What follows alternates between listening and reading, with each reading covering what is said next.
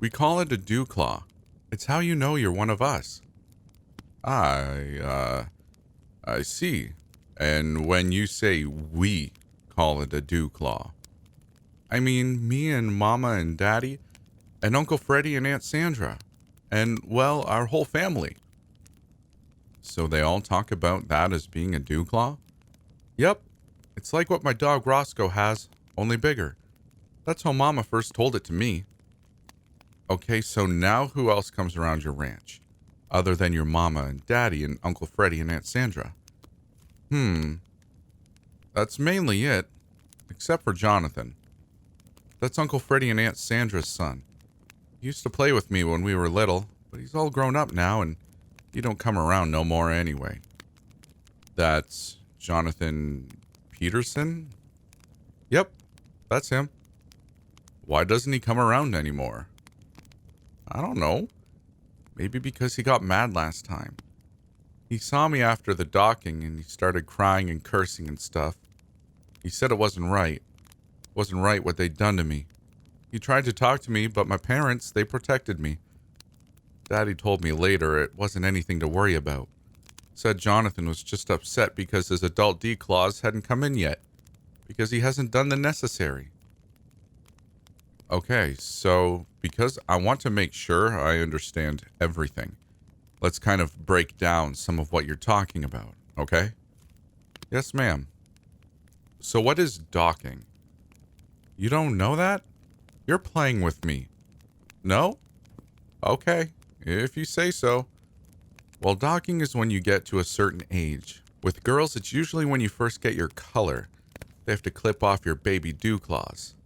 It hurts something awful, but they have to do so your adult Dewclaws can grow right in. It hurts something awful, but they have to do it so your adult Dewclaws can grow in right. Sorry.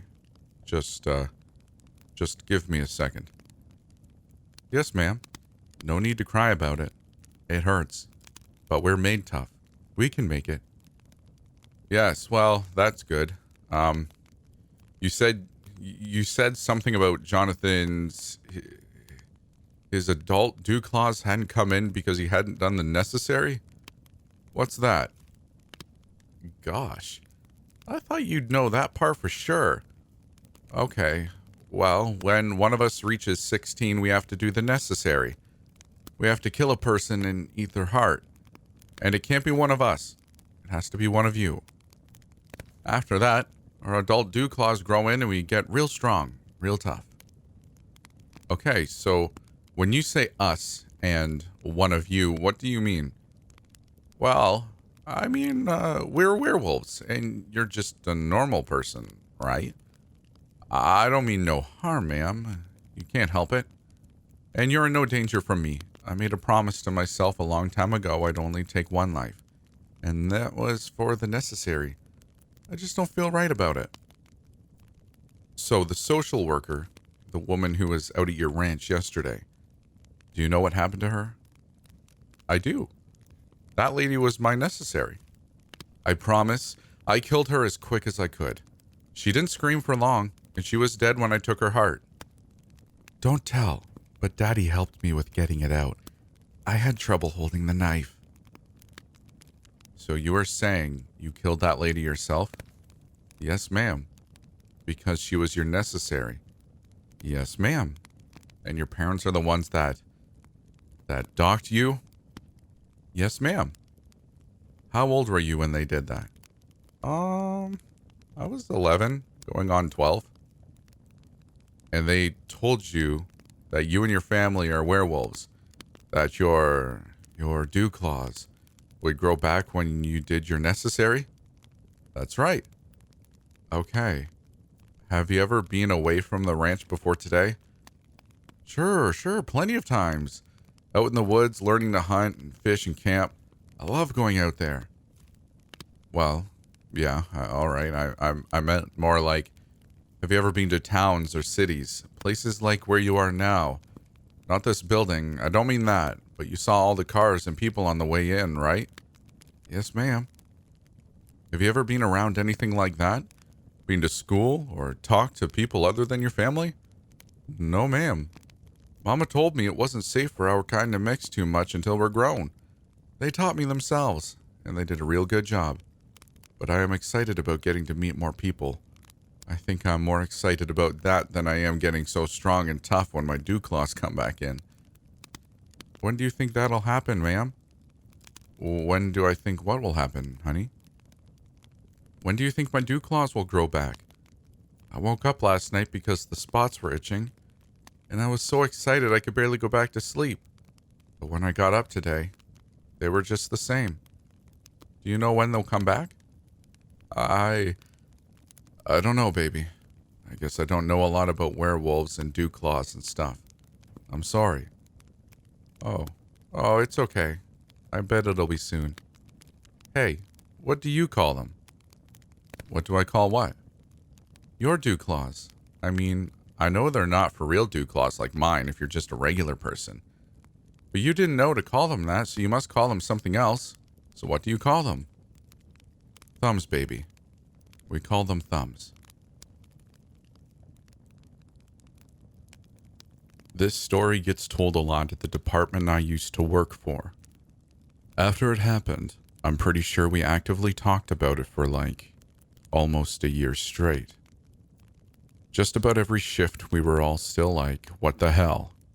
Then I got tired of telling the story when we would bid a new shift. And I'd work a new station to the new firefighters, medics, or EMTs who would ask me about it. I'm now a firefighter paramedic about 250 miles north of where I used to work. Have been since 2017. So enough time has gone by where I've sort of buried what I can't understand, and I've reasoned with what I should understand. It's a nice treat for NoSleep. So here you guys go. The shift started at 1900, and our shift ended at 0700 the following day. My partner Brandon and I worked this unit for quite some time. It was a busier unit. We got along really well, probably too well. Can't believe we never got fired for the stupid crap we'd say and do. We would mostly drink Red Bulls, play the circle game, and punch each other in the arm and see how many nurses' phone numbers we could get before they all hated us. It was a glorious time. Our area was on the outskirts of town.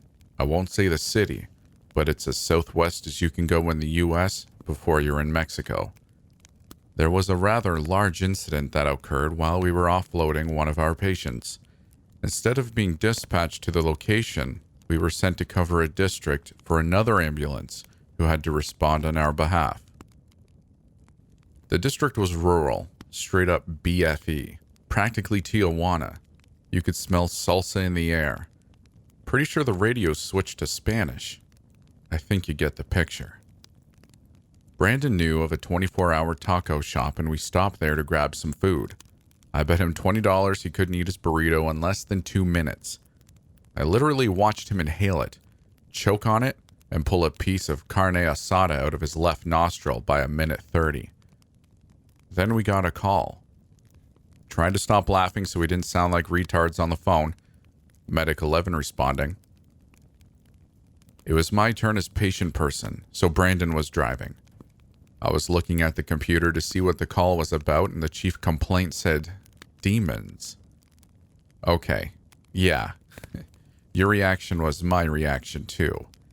We basically rolled our eyes at whatever moron in dispatch put that in for us, so we were 100% sure this was going to be some crap call.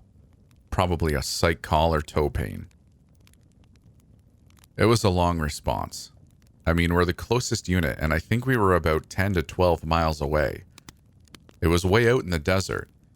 We pull off the highway and started going down a dirt road towards the house. It was the only house probably within 20 miles. As we roll up to the property, my initial assessment of the scene was this is creepy as hell. There were no cars out front. It was pitch black outside, and the house was glowing by candlelight. You could literally see every window of the house glowing orange, and you could see what looked like hundreds of candles. So we started making demon jokes. We radioed in that we were on scene, and we started knocking on the screen door. The front door was open, and we could see inside. We could smell like incense kind of smells, and the house was pretty smoky looking. This little tiny Mexican lady sweating her ass off lets us in the house. No English. She's holding a rosary and repeatedly makes the sign of the cross. Guys, there were candles everywhere. It was instantly like 20 degrees warmer when we walked inside. Wax puddling in some areas. She takes us to the living room, and there is a 20-something-year-old male convulsing on the floor. The lady raised her voice and starts slapping me, and she points to a snake coiled up in the corner of the room. It's a rattlesnake. She motions with her hands like a bite and clutches her arm and points to our patient. Now we have to upgrade the call, since this is a rattlesnake bite victim at the freaking Mexican Williams-Sonoma. We requested fire so they could help us out and remove the snake. The snake was a good 9 or 10 feet away from the patient and seemed relaxed and not agitated, so we started looking for the location of the bite to begin treatment. As I'm setting up the O2, we start hearing screams coming from inside the house. The screams I have never heard before in my life. Like fatigued, last resort type screams. I look at the little Mexican lady, and she looks just as concerned as me. Brandon goes down the hall, and I radio in again for police. Brandon comes back, grabs me by my collar, and pulls me out of the house. I was like, yo dude, what the hell? Get in. He jumps in the ambulance and locks the doors after I close mine. This is messed up, bro, Brandon said. I asked him what was going on, and I'll never forget. He turns to me and he said, I just saw a guy eating his hand. That's right. Brandon went down the hall, turned into the first bedroom he could, and said there was a guy standing in the corner eating a bloody nub, and with blood all over his face and body. Brandon landlines dispatch on his cell phone and told them what was going on. I remember he said, how do I put this? We're on the set of a horror film. As we wait, the little Mexican lady comes out and falls to her knees, crying and waving at us to come to her. Butthole perk factor is at full capacity at this point. Fire finally shows up, and we get some confidence back. Strength in numbers type thing. We felt way less scared. So we all go in the house. The captain puts the snake in a sack. We get the snake bite victim all hooked up, and the engine medic beelines for the hallway after we tell him about the guy bleeding in the first bedroom. The engine medic comes back. I'm not freaking going in there. The captain stops blowing out candles and goes down the hall. Whoa, whoa, whoa, whoa, whoa. We all stop what we're doing. The captain is even freaking out. I swear to God, that guy just floated. Instant goosebumps. That guy just floated. Captain swears he walked into the bedroom and the guy was 4-ish feet off the ground spinning. Brandon and I look at each other as if to say, what in the actual hell is happening right now? Cops show up and detain the now combative guy biting his arm who just floated. We get the snake bite victim into our ambulance right before the captain almost requests a helicopter to have him airlifted, due to the distance to the hospital and other factors in play. But we got him loaded up, and we just bolt lights and sirens. Brandon is driving. I'm in the back of the rig with the patient. At first I couldn't tell if it was the better lighting inside our ambulance or what, but the patient looked so much better. Like, fine, almost. His signs were good. Heart rate normal. He just sort of was staring at me. I looked everywhere I could within reason and found no signs of bite or any bite marks.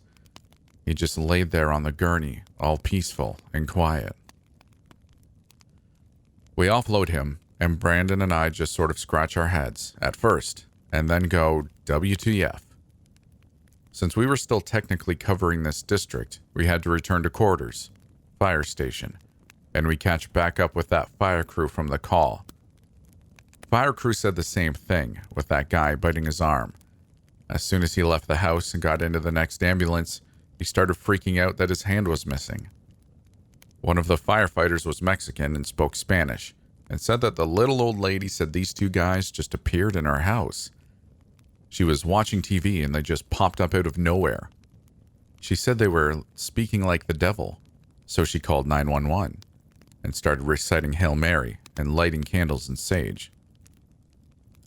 The captain was having an existential crisis over allegedly witnessing another person floating through midair. He said the guy was floating and just kept flipping and flipping and flipping over. A few weeks go by, and we get information from one of the responding officers that both of the guys were from Mexico. Both stated they went to bed that night and woke up in that lady's house. Then we all started getting really into this and trying to figure out what happened. It's a lot of he said, she said. A lot of it's factual. I know exactly what I saw. Anyways, that's the whole story. It's definitely changed my perception of things. Call it religion or the supernatural. It's creepy as hell because it was real.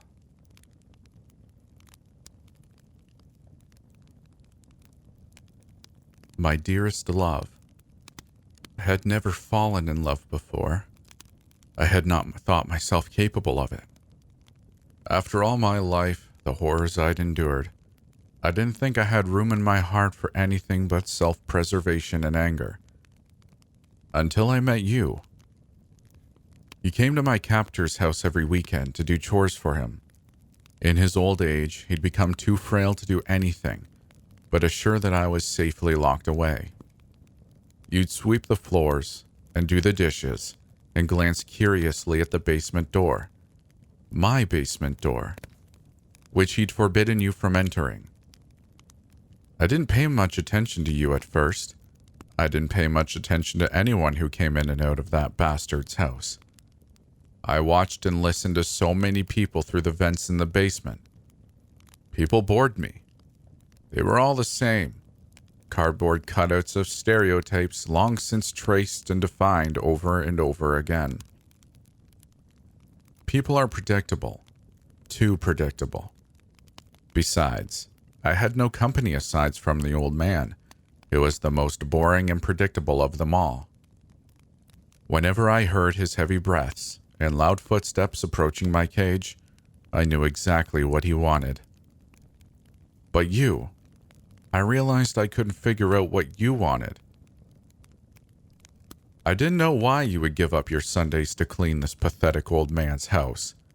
Most teenage boys would be out with friends, going to parties. And you liked parties just as much as the next guy. I would hear you laughing on the phone with your friends about something or other that happened last weekend at a party. At first, I assumed you were doing it for the cash. But after hearing more phone conversations and watching you leave in the Maserati that your parents had bought you, I realized that wasn't the case. And then one day, I watched you accidentally trip the old man with your mop. You put on a false expression of remorse and horror and apologized until you ran out of breath.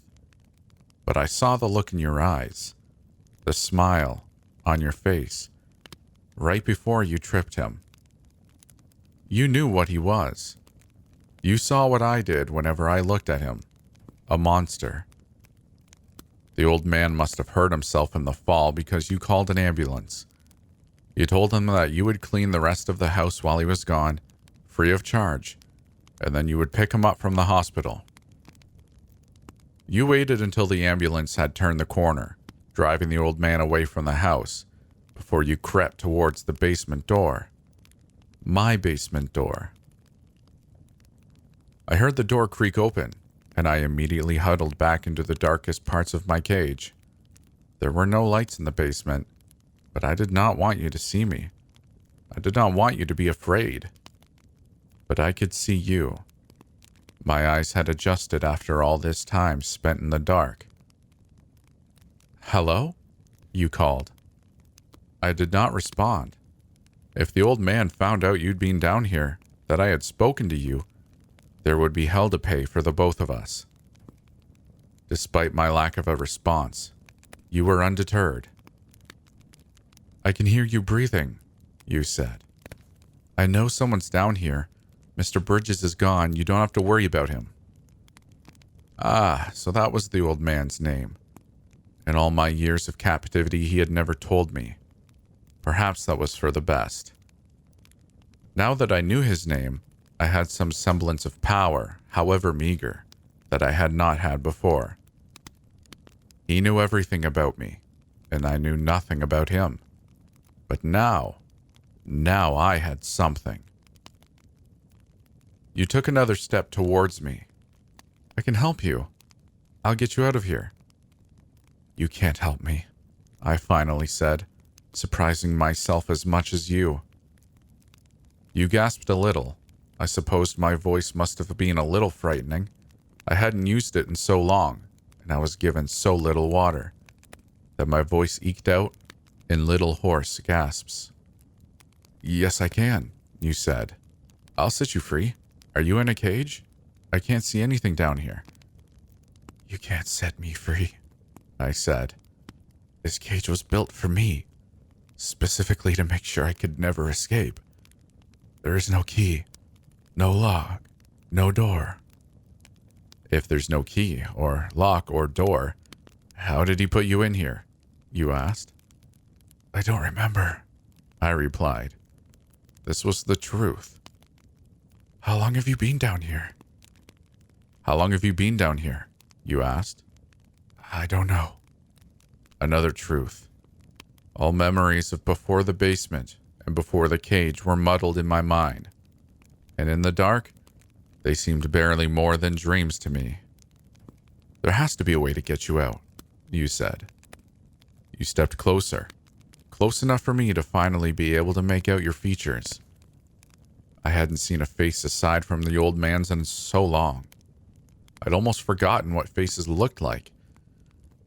I was so curious to see yours, to match a physical appearance to the voice I knew. You were tall and lanky and thin, with big bony hands and large owlish blue eyes. You reminded me of a bird. I've developed a strange affection for birds since. There is no way, I said. I've given up on ever finding one. I'll call the police, you said. No. You stumbled backwards, shocked by my outburst. People have tried to call the cops before, I told you. They always end up dead. The cops that come end up dead too. We've gone from city to city and country to country, and no one who's ever called the cops has survived. I have to try, you said, but your voice cracked at the end, adorably. You were such a good person, sweetness. I could see the good in those huge, pale blue eyes.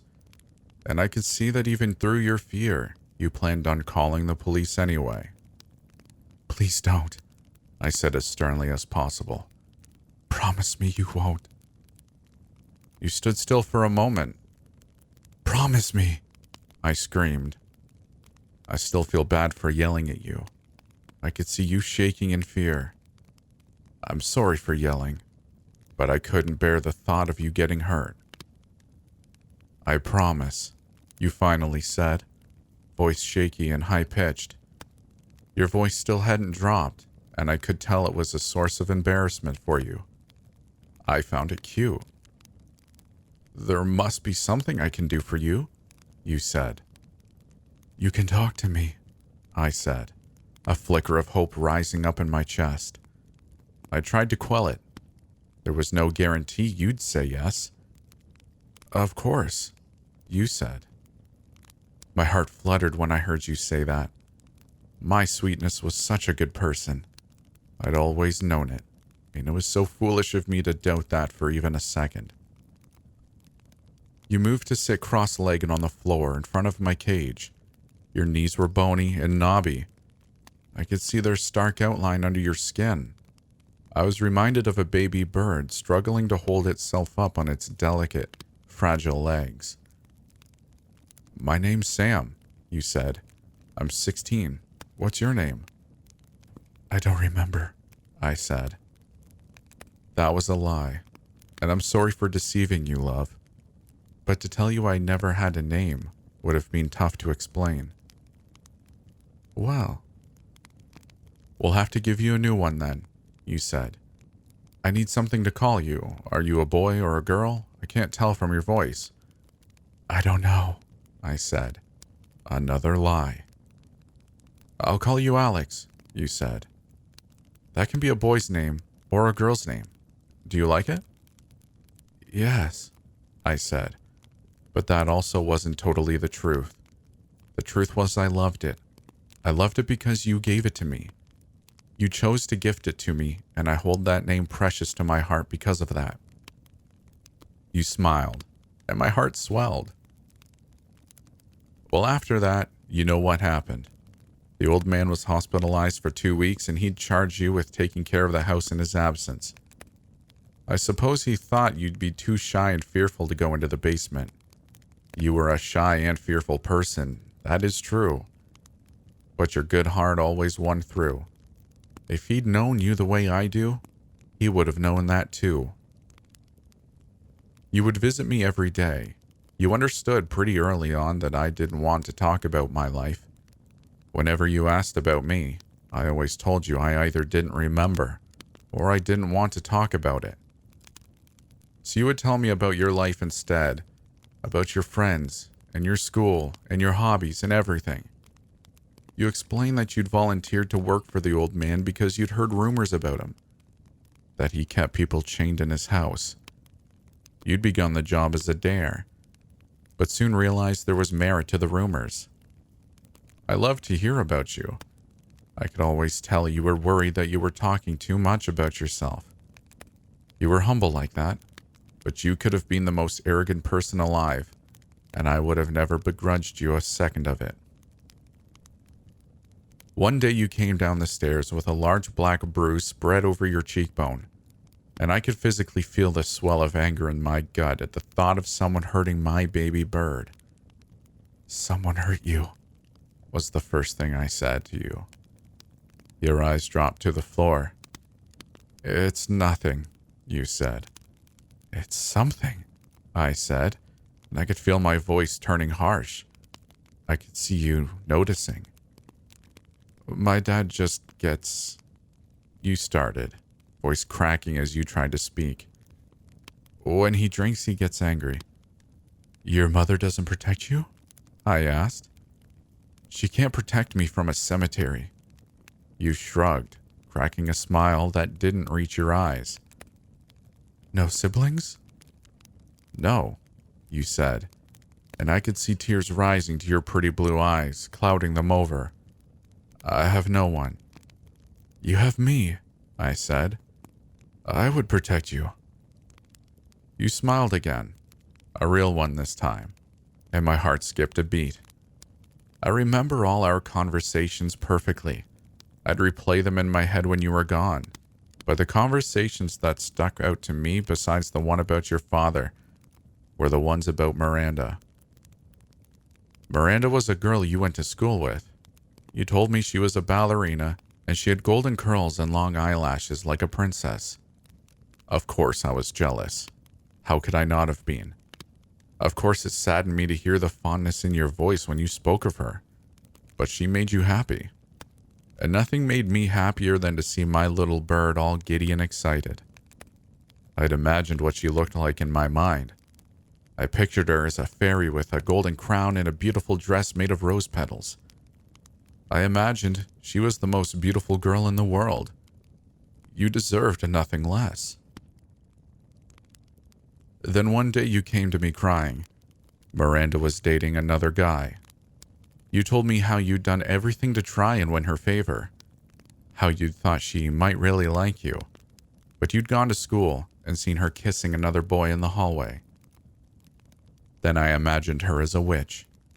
An old ugly crone who used magic spells to make herself seem beautiful. Someone not worthy of you, sweetness. You might think this is an odd conversation to bring up, but I bring it up because your sadness wasn't about Miranda. Not really. It was about the fact that you were lonely, unloved. I wanted to brush the tears away from your face, but I couldn't from in the cage. You cried more often than you smiled. And I wanted to tell you how much I loved you, that I would drag the stars down from their place in the sky for you. But I didn't. I didn't want to scare you off. After the 2 weeks were up, the old man returned. I had given up trying to free myself years ago, but you had given me a reason to keep living.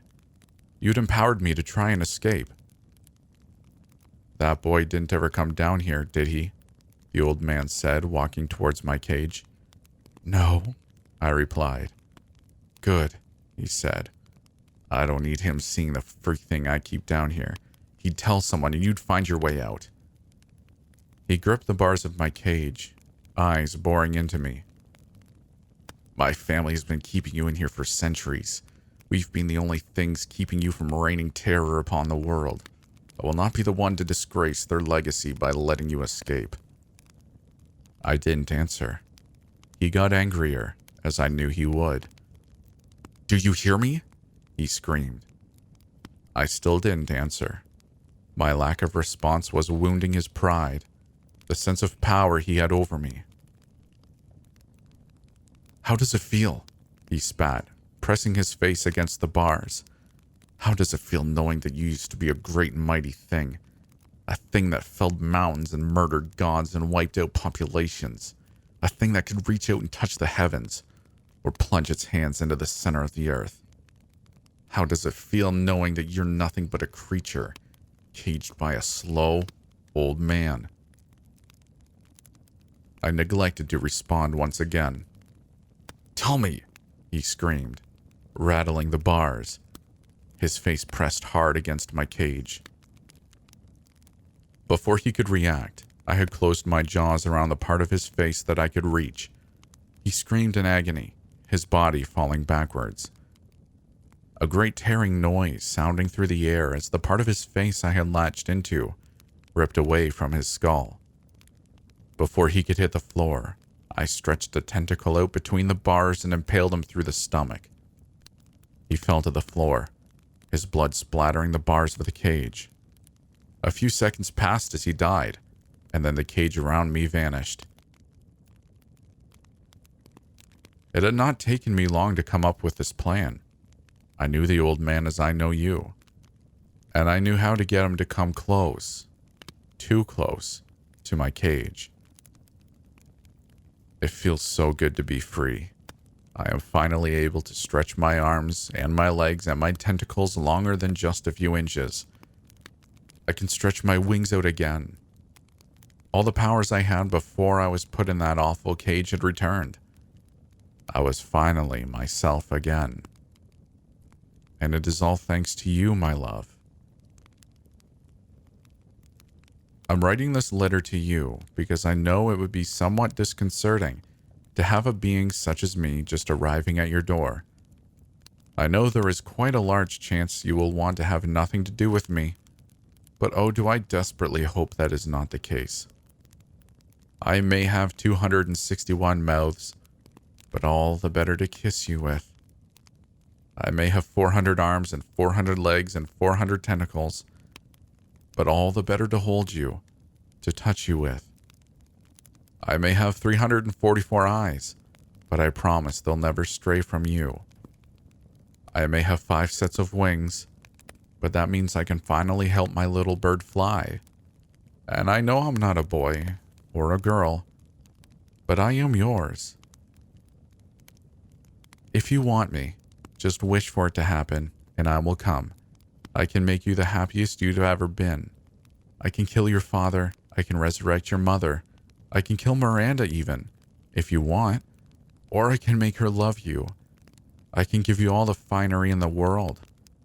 I can make you live the most lavish of lives.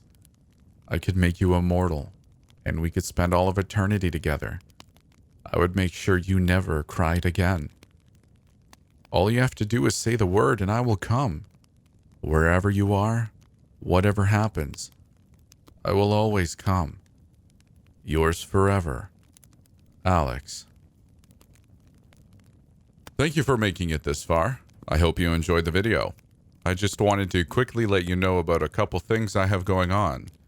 I have an Instagram where I post more personal things about who I am. It isn't just all creepy stuff.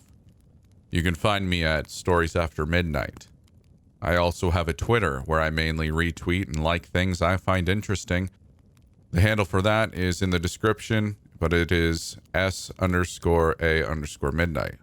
I should really find another one because that's hard to say. If you really like what I'm doing, consider joining the Midnighters. That's my growing community where we hang out and have fun and talk about cats. You can find a link to our Discord in the description below. We'd love to see you there. Other than that, it'd make me happier than a cat on a table full of antique glassware if you'd like the video and consider sticking around for more. We'll see you in the next one.